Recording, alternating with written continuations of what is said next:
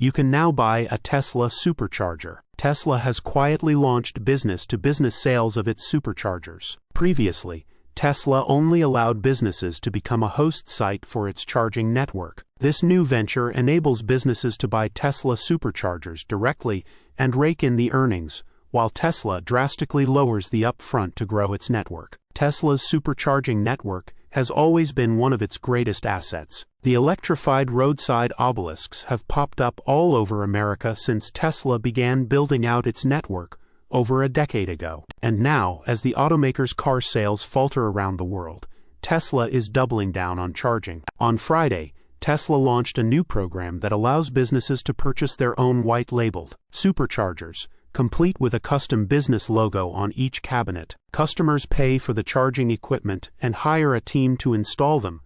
Then Tesla will provide the hardware, software, and ongoing support to turn vacant parking lot space into a fast charging destination for EVs of all makes and models. Tesla struck a deal in 2023 to sell 100 million worth of superchargers to BP Pulse, another charging network. But this marks the first time that Tesla's hardware is widely available to outsiders, and it may be just the right time for Tesla to expand its supercharger business. The carmaker's global vehicle deliveries shrank last year for the first time in over a decade, and it's on track for another year without sales growth. Revenue and profits have both plunged this year as a result. A long-teased cheaper model that investors thought would reinvigorate sales will be a version of the existing Model Y.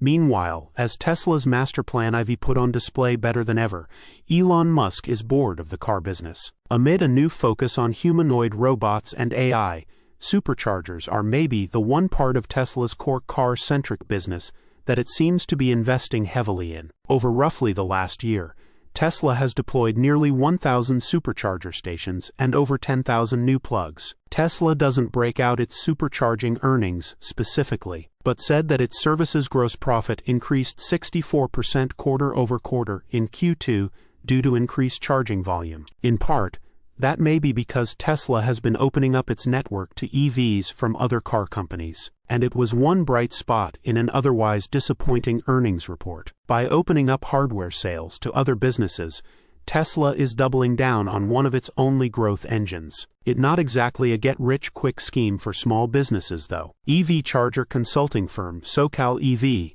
says that it can take anywhere between 12 and 64 weeks to go from site planning to the first car plugging in. This timeline is affected by local permitting, utility providers, construction, and testing. Then there's the funding aspect. Tesla doesn't reveal how much it will charge customers for its chargers, but Tesla's director of charging for North America said on X this year that it cost Tesla $40,000, $45,000 per stall to build superchargers. Tesla says that the minimum buy-in for any business is 4 charging cabinets per site, meaning that it's not unreasonable to expect a cost of roughly $200,000 for a small project. Let's say one of these charges bills a customer 45 cents per kilowatt hour. If Tesla takes 10 cents, and the local utility provider takes the national average of 17.5 cents per kilowatt hour, that leaves the business with 17.5 cents per kilowatt hour dispensed. The USA Department of Energy says that the average amount of energy delivered during a paid charging DC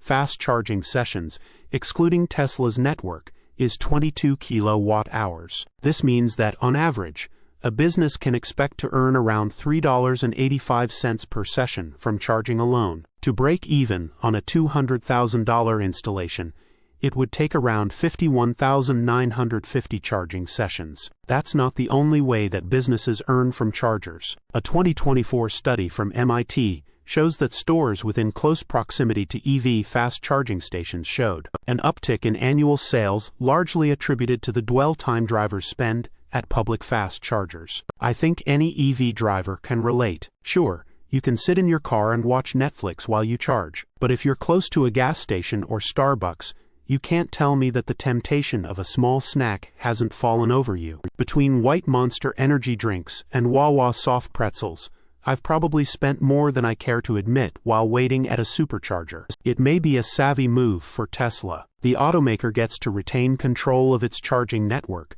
it doesn't need to front all of the cash for new charging installations. While still earning a share of the revenue, and EV drivers will find even more locations where they can charge on the go. Source: reposted and summarized from Rob Stumpf at insideevs.